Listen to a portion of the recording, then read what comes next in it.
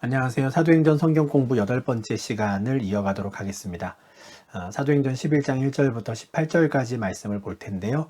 이 내용은 앞서 10장에서 고넬료의 가정에서 복음을 전한 베드로가 예루살렘에 와서 자신이 했던 사역에 대해서 보고하는 장면을 기록하고 있습니다. 11장 1절에서는 유대에 있는 사도들과 형제들이 이방인들도 하나님의 말씀을 받았다는 소식을 들은 그 말씀을 전합니다. 유대에 있는 사도들은 스데반의 순교 이후에도 계속해서 예루살렘 교회를 지키고 있었던 그 사도들입니다. 다른 성도들은 이제 핍박을 피해서 유대와 사마리아로 흩어졌지만 사도들은 계속해서 예루살렘을 지키고 있었고요. 한 3년 이상의 시간이 흐르면서 지금 그 사도들을 통해서 예루살렘에서 또 유대 지역에서 계속해서 믿는 자들, 형제들이 세워졌던 것이죠. 근데 어느 날 그 예루살렘 교회에 아주 놀라운 소식이 전해지는데요. 이방인들도 하나님의 말씀을 받았다라는 소식입니다. 이방인들에게 누군가가 복음을 선포했습니다 라고만 해도 굉장히 놀라운 이야기였을 텐데 그 이방인들이 하나님 말씀을 받았다고, 믿음으로 받아들였다라는 이야기를 들은 겁니다. 굉장히 이 논쟁도 있었을 것 같고 또 많은 이야기들이 오갔을 것 같은데요. 11장 이전에 이방인에게 복음이 전해진 사건이 이제 두 가지가 있었습니다. 8장에서 빌립 집사님을 통해서 에디오피아 내시에게 복음이 전해진 사건이 있었고요. 그리고 10장에서 베드로를 통해서 고넬료의 가정에 복음이 전해진 일이 있었죠. 아마도 이때 유대에 있는 사도들과 형제들이 들은 소식은 베드로가 고넬료 가정에 복음을 전했다라는 이 이야기일 겁니다. 물론 에디오피아 내시에게 빌립 집사님이 복음을 전했다는 소식도 전해졌을 수 있지만 지금 이후의 내용을 보면 지금 이들이 주로 관심을 갖는 것은 10장의 사건입니다. 과연 이들의 반응은 어떠할까 참 궁금합니다. 처음으로 이방인들도 하나님 말씀을 받았다라는 소식이 공식적으로 교회에 보고된 것인데 이 소식을 듣고 과연 유대에 있는 사도들과 형제들은 어떠했을까요? 기뻤을까요? 아니면 당황스러웠을까요? 2절과 3절의 내용을 보면 이들의 반응이 좀 실망스럽습니다. 마치 우리가 아는 사도들이 아닌 것 같은 반응이 나오는데요. 2절과 3절이 이렇습니다. 베드로가 예루살렘에 올라갔을 때에 할례자들이 비난하여 이르되 내가 무할례자의 집에 들어가 함께 먹었다 하니. 지금 이들의 관심은 이방인들이 하나님의 말씀을 받았다는 것에 있지 않습니다. 이들의 관심은 베드로가 무할례자의 집에서 함께 먹고 마셨다는 것에 있습니다. 굉장히 의외지요. 우리 생각 같아서는 초대교회 성도들, 우리가 생각하는, 상상하는 초대교회 성도들의 신앙을 생각하면 막 마냥 기뻐하고 즐거워했을 것 같은데 이들은 전혀 엉뚱한 것에 집중합니다. 베드로가 정말 그 무할례자, 로마 군인의 집에서 함께 먹고 마셨다고? 심지어 그 집에서 여러 날 머물렀다고? 어떻게 유대인으로서 그럴 수 있지? 라고 하는 생각을 하는 겁니다. 실망스럽기도 하지만 사실 한편으로는 안심이 되기도 합니다. 이들도 우리와 같은 성정을 지닌 그냥 인간이구나라는 것. 정작 중요한 하나님의 사역은 보지 못하고 그냥 이 자기가 배웠던 관습 또는 유대인으로서의 어떤 문화에 그대로 젖어 있는 모습을 보면서 우리와 비슷한 어떤 한 인간의 연약함을 또 보는 계기가 되기도 합니다. 이 할례자들이 비난하는 것이죠. 이 할례자들은 뭐 예수를 모르는 사람들이 아닙니다. 앞서 1절에 나왔던 예루살렘에 있는 사도들과 형제들인데 이들은 유대인들로서 할례받은 사람으로서 베드로를 지금 비난하고 있습니다. 사실 베드로도 이런 비난이 있을 것을 충분히 예상했을 겁니다. 왜냐하면 앞서 고넬료의 집에 처음 가서 복음을 전할 때에도 27절과 28절을 보면 유대인으로서 이방인과 교제하며 가까이 하는 것이 위법인 줄은 너희도 알거니와 이렇게 이야기를 시작하거든요. 그도 부담이 있었습니다. 내가 유대인인데 과연 이렇게 해도 되는가? 내가 이 고넬료의 집에 다녀간 것을 결국에 모든 사람들이 알게 될 텐데 이게 괜찮을까? 당연히 신경이 쓰였습니다. 그렇지만 그가 그의 집에 방문한 것은 이런 이유 때문이었죠. 하나님께서 나에게 지시하신 것이 있어서. 그래서 내가 고넬료의 집에 왔습니다 라고 이야기를 했거든요. 아마 이 사역을 마치고 예루살렘으로 올라가면서 베드로는 어쩌면 내가 교회 앞에서 내가 왜 그의 집에 들어갔었는지, 내가 왜 그의 집에서 여러 날 머물러야 했었는지 어쩌면은 상황을 설명할 필요가 있겠구나라는 걸 한편으로 마음을 좀 다잡고 갔을지도 모르겠습니다. 4절과 5절을 보면 실제로 베드로는 자신을 비난하는 사람들에 대해서 또 항변을 강하게 하거나 또는 억울해하지 않습니다. 오히려 그들에게 자신이 경험한 일을 차례로 그냥 설명하지요. 내가 왜 그렇게 할 수밖에 없었는지를 이야기하는데, 그의 이야기의 시작은 욥바에서 본 환상입니다. 자기가 욥바에서 있을 때에 기도하였고 그때 환상을 보았는데 큰 보자기 같은 그릇이 내 앞에 내려왔습니다 하는 거죠. 그리고 그 보자기 안에는 유대인으로서는 먹어서는 안 되는 그 동물들과 들짐승이 있었는데, 그 하늘로부터 소리가 있어서 이것을 네가 잡아 먹으라 라는 소리가 나에게 들렸습니다. 그래서 내가 그 환상 중에 내가 이것을 먹지 않습니다, 내가 단 한 번도 이런 부정한 것들을 먹은 적이 없습니다 라고 하니까 하늘로부터 이런 소리가 있었다는 것이죠. 하나님이 깨끗하게 하신 것을 내가 속되다고 하지 말라. 내가 이런 소리를 들었습니다. 더군다나 이것이 한 번만 있었던 것이 아니라 3번이나 이런 일이 반복되었습니다 라고 말하는 거예요. 아마 이 이야기를 들었을 때 이 설명을 듣는 예루살렘 교회 성도들은 굉장히 궁금했을 겁니다. 같이 고민했겠죠. 그게 무슨 일이었을까? 그게 무슨 뜻이었을까? 하늘에서부터 소리가 있었다는 것은 하나님의 음성인데 왜 베드로에게 그런 것들을 먹으라고 하셨을까? 궁금했을 겁니다. 근데 이어지는 베드로의 설명이 아마 그들의 궁금증을 해결해 주었겠지요. 그때 마침 3사람이 내가 유숙한 집 앞에 서 있는데 그들이 알고 보니 가이사랴에서 나에게 온 사람들이었습니다. 근데 내가 그들을 만나기 전에 성령은 이미 나에게 말씀하셨는데 아무 의심하지 말고 그들과 함께 가라고 하셨습니다. 그래서 내가 가이사랴로 갔던 겁니다 라는 거예요. 근데 12절에 아주 중요한 말이 덧붙여집니다. 이 6 형제도 나와 함께 가서 그 사람의 집에 들어갔습니다 라는 거예요. 이 6 형제 하는 걸로 보니까 앞서 그 욥바에서 온 어떤 형제들이 함께 갔다라고 했고요. 이들이 10장 45절에서는 베드로와 함께 이방인들에게 하나님의 성령 부어주심을 직접 목도하였던 그 할례받은 신자들, 이 사람들인데 이 사람들이 같이 베드로와 함께 예루살렘에 갔던 것 같아요. 그러니까 그 예루살렘 교회 앞에 이 사람들이 같이 서 있었던 것이죠. 그리고 베드로가 바로 이 6사람도 나와 함께 갔습니다 라고 하는 거예요. 사실 이것은 아주 중요한 일입니다. 율법에 따르면 2명 이상이 증인의 역할을 할 수 있습니다. 혼자서는 할 수 없거든요. 만약에 베드로 혼자 갔었다면 아무리 그가 하나님의 사역을 경험하고 이방인들에게 성령 내리심을 보았다 하더라도 율법적으로 합당한 증거가 될 수는 없습니다. 그런데 무려 6명이나 더 하나님께서 증인들을 세우신 것이죠. 욥바에서부터 그들을 함께 보내셨고 그들에게 함께 보여주셨습니다. 그 6사람과 함께 베드로가 가이사랴에 있는 고넬료의 집에 들어갔을 때 그 고넬료는 왜 자신이 우리를 초대하였는지 설명해 주었습니다.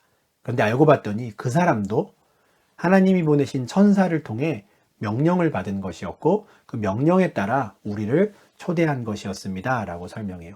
근데 11장 14절에는 앞서 지금까지는 우리가 몰랐던 또 다른 한 말씀이 덧붙여져 있습니다. 고넬료에게 천사가 나타나서 처음부터 왜 베드로라고 하는 시몬을 청하라고 하셨는지 그 이유를 이야기하는데요. 그 천사가 처음부터 그가 너와 내 온 집이 구원받을 말씀을 너에게 이르리라 라는 말을 들었다라는 거예요. 하나님께서 천사를 통해서 고넬료에게 주신 말씀이었습니다. 베드로라는 시몬을 청하면 그가 너와 너의 온 집이 구원받을 그 말씀을 너에게 이를 것이다. 그러니 그를 청해라 한 것이죠. 참 귀한 말씀이죠. 너와 너의 온 집이. 사도행전에 반복해서 나오는 또 다른 하나님 나라 복음의 특징입니다. 한 사람만이 아니고요. 너와 너의 온 집을 구원하는 하나님의 말씀입니다. 실제로 베드로가 고넬료의 집에 갔을 때 혼자가 아니라 고넬료의 친척들까지, 심지어 그의 친구들까지도 구원받을 말씀을 다 듣게 되었고 그들 모두가 구원받았죠. 하나님의 놀라운 구원 계획인데요. 내가 고넬료의 집에 갔을 때 듣게 된 것이 바로 이런 사실이었다라고 지금 베드로는 보고합니다. 근데 더 놀라운 일이 벌어졌죠. 그들에게 베드로가 그들 모두를 구원할 하나님의 말씀을 선포하였는데 내 말이 끝나기도 전에, 심지어 내가 말을 이제 막 시작했을 때 성령이 그들에게 임하는 것을 내가 보았다라고 베드로가 말합니다. 물론 이것은 베드로 혼자만의 증언이 아니라 함께 갔던 6사람도 같이 본 것이죠. 그런데 베드로는 그것을 이렇게 묘사합니다. 그들에게 성령이 임하는 장면이 처음 우리에게 하신 것과 같았다라는 거예요. 처음 우리에게 하신 것이 무엇입니까? 사도행전 2장 1절부터 4절에서 오순절에 처음으로 성령이 그들에게 임하셨을 때와 똑같은 일이 그들에게도 벌어졌다라는 거예요. 뭡니까? 성령의 충만함을 입어 방언을 말하기 시작한 것. 그것을 이들이 직접 보았잖아요. 그죠? 지금 그 사실을 고백을 하는데 베드로는 그 장면을 목도했던 그 순간 자기가 떠올랐던 생각을 이렇게 말합니다. 내가 그 장면을 보니까 주님께서 우리에게 요한은 물로 세례를 베풀었으나 너희는 성령으로 세례를 받으리라라고 하셨던 그 말씀이 딱 떠올랐다라는 거예요. 이 말씀은 예수님이 언제 하신 것이었냐면 1장 5절에서 예수님께서 부활하신 이후에 하늘로 올라가시기 전에 제자들에게 하셨던 말씀입니다. 요한은 물로 세례를 베풀었으나 너희는 몇 날이 못되어 성령으로 세례를 받으리라. 너희가 내가 떠난 이후에 몇 날이 못되어 성령으로 세례를 받으리라 하셨는데 그때만 해도 이 말씀은 그냥 우리에게만 하신 말씀이라고 생각했었으나 고넬료의 집에 성령이 임하는 것을 보니 1장 5절의 그 말씀이 우리에게만이 아니라 이들에게도 주어진 말씀이었구나라는 걸 내가 깨달았다라는 이야기입니다. 베드로는 이것을 완전히 인정하게 된 거예요. 성령으로 세례를 받는 것이 우리들, 제자들만이 아니라 하나님께서 얼마든지 부르시는 자들, 심지어 로마 군대의 백부장 고넬료, 그리고 그의 친구들에게까지도 하나님께서 얼마든지 성령으로 세례를 베푸실 수 있구나. 예수님의 말씀이 떠오름과 동시에 깨닫게 된 것이죠. 베드로가 성령이 임하는 장면을 보고 이 말씀이 생각나고 또 그 사실을 깨닫게 된 것은 참으로 성령 하나님의 사역이었습니다. 요한복음 14장 26절에서 예수님께서는 나중에 예수님이 하늘로 승천하신 이후에 보혜사를 보내주실 텐데 그 보혜사가 그들에게 오시면 그들은 모든 것을 생각나게 될 것이라고, 예수님께서 이 땅에 계실 때 제자들에게 하셨던 모든 말씀들이 그때그때 깨달아지고요 또 생각나게 될 것이라고 하셨는데 바로 이 성령의 사역이 그곳에 임하였던 것이죠. 고넬료의 가정에게는 성령의 나타나심을 증거하시고 동시에 베드로에게는 이 상황이 무엇인지 주님의 말씀이 생각나게 되고 깨닫게 됨으로써 하나님께서 이들을 온전히 받으셨구나라는 것을 확인하고 또 그것을 인정할 수밖에 없도록 하신 것입니다.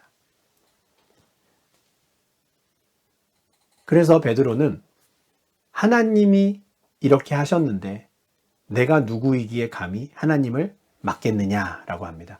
제가 잘못 썼습니다. 11장 17절인데요. 지금 10장 17절로 지금 절수를 잘못 썼는데요. 이 17절에서 그런즉이라는 것은 지금까지 내가 설명한 이 상황을 너희들도 들어서 알겠지만 그런즉 그러므로 이 모든 일은 하나님이 하신 것이다 라는 거예요. 하나님이 우리에게 주신 것과 똑같은 선물을 그들에게도 주셨다는 거예요.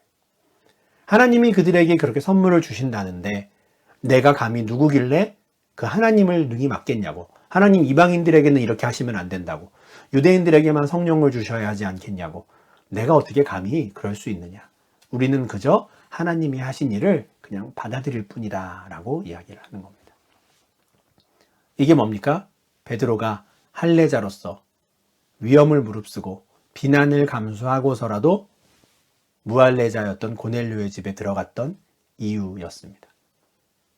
요파에 있을 때부터 환상을 보여주시고 고넬료의 집에게서도 천사를 보내셔서 그에게도 말씀하시고 결국에는 고넬료의 가정에 성령을 주신 것까지도 전부 하나님이 하신 일인데 내가 어떻게 그것을 감히 막겠느냐?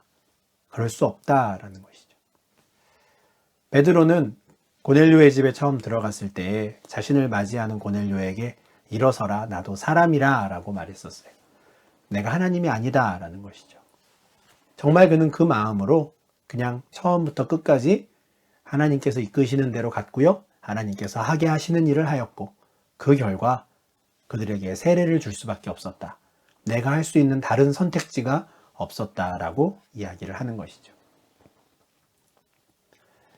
베드로의 보고를 들은 예루살렘 교회의 성도들은 잠잠해졌습니다. 참 다행이지요. 그들이 처음에 베드로를 몰아세운 것, 그 장면을 보면 그들은 처음에 베드로를 비난했었습니다. 우리야말로 율법을 잘 지키는 사람인데, 우리가 얼마나 하나님의 참된 백성인데 어떻게 베드로는 그런 일을 할 수 있는지 비난했었죠. 그런데 베드로를 통해서 하나님께서 하신 그 역사를 듣고는 이들은 잠잠해질 수밖에 없었습니다. 아, 하나님이 하신 일이구나 라는 걸 인정할 수밖에 없었죠. 그래서 그들은 결국 하나님께 영광을 돌립니다. 그리고 아주 중요한 결정, 그리고 아주 중요한 사실을 받아들입니다. 그러면 하나님께서 이방인에게도 생명 얻는 회개를 주셨도다 라고 인정한 것이죠. 예루살렘 교회의 공식적인 인정입니다. 이것은 아주 중요한 사건이에요. 앞서도 말씀드렸지만 빌립 집사님을 통해서 에디오피아 내시에게 복음이 전해지고요. 그리고 베드로를 통해서 고넬료 가정에 복음이 전해질 수 있습니다.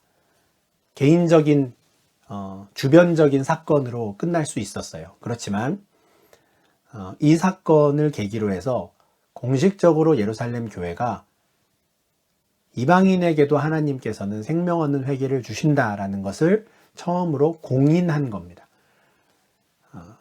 이후에 얼마나 이들이 적극적으로 이방인들에게 복음을 전하게 되었는가, 이거는 이제 부차적인 문제고요. 일단은 하나님께서 이 구원사역의 대열에 이방인들도 포함시키셨다라는 걸 교회가 공인한 사건이기에 이것은 아주 중요합니다. 8장 14절에서는 예루살렘에 있는 사도들을 통해 유대뿐 아니라 사마리아 사람들에게도 하나님께서 은혜를 베푸셨다라는 것을 공인한 바가 있습니다. 근데 사마리아는 가나안 땅에서 소외된 지역이기는 해도 혈통적으로 유대인의 피가 조금은 섞여 있었거든요.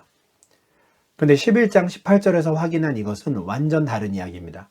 로마인들에게, 심지어 우리를 압제하는 저들에게도 하나님은 생명 얻는 회개를 주셨다라는 걸 예루살렘 교회가 공인한 것이죠.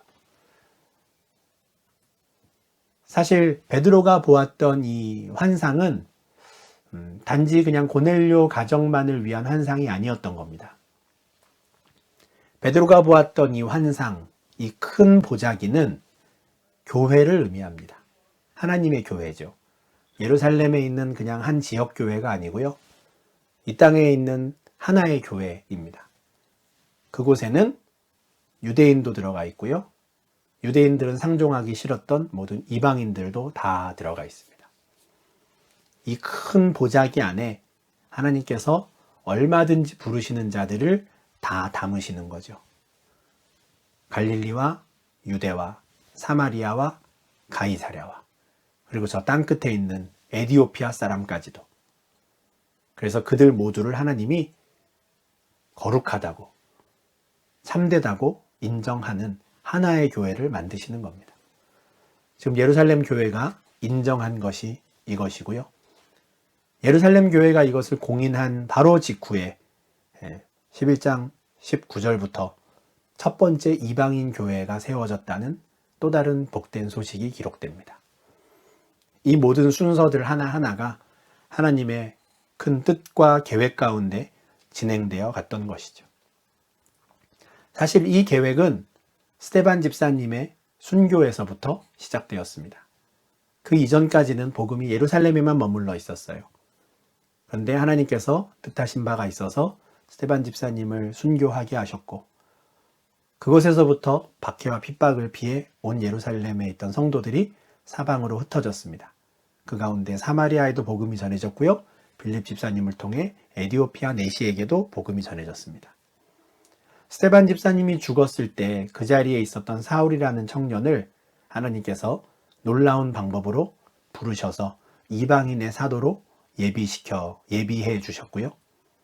그리고 베드로의 이 고넬료 가정 선교를 통해서 예루살렘 교회가 이제 공식적으로 이방인에게도 생명 얻는 회개가 주어졌다라는 것을 인정하게 하셨습니다.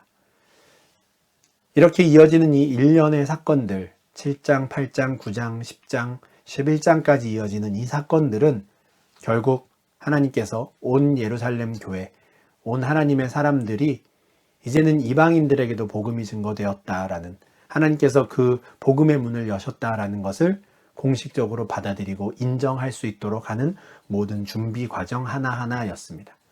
이 과정을 위해서 스데반을 쓰시고요, 빌립을 쓰시고 사울을 쓰시고 베드로를 쓰시고 또 예루살렘에 있는 모든 성도들을 사용하신 것이죠. 이제 이 모든 일들 하나하나가 묶어져서 이 에너지가 안디옥 교회라고 하는 첫 번째 이방인 교회이자 또 선교적 교회를 통해서 이제는 정말 온 사방에 로마까지도 복음이 전해지는 이 놀라운 사역이 이제 11장 19절부터 시작됩니다. 이제 모든 준비 상황이 끝났습니다. 이제 본격적으로 하나님께서 이제 땅끝까지 계속해서 복음을 증거해 가시는 일들을 우리가 보게 될 텐데요.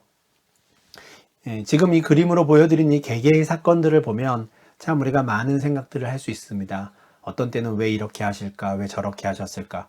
왜 꼭 이 사람이어야 했을까? 우리가 참 많은 생각을 할 수 있는데 합력하여 선을 이루시는 하나님의 그 섭리와 계획 가운데 이 모든 사건들이 종합하여져서 예루살렘에 있던 유대 그리스도인들이 새로운 하나님의 계획과 사역을 인정하게 되고 바라볼 수 있게 하셨다라는 것을 기억하시면 좋겠습니다. 그 놀라운 섭리와 은혜가 우리의 삶 가운데도 일어나고 있음을 또한 우리가 기억할 수 있으면 좋겠고요. 우리가 알 수 없는 사건들이 연속이 일어난다 하더라도 그 모든 것들을 합력하여 또 선을 이루시고 반드시 당신의 뜻을 이루어 가시는 하나님의 주권과 또 그 계획을 우리가 신뢰하고 인정하고 또 하루하루 살아가는 주의 백성들이 되시면 좋겠습니다. 8강 성경 공부는 이렇게 마치고요. 이제 다음 주에 이어서 9번째 성경 공부 또 11장 후반부의 내용을 함께 보도록 하겠습니다. 감사합니다.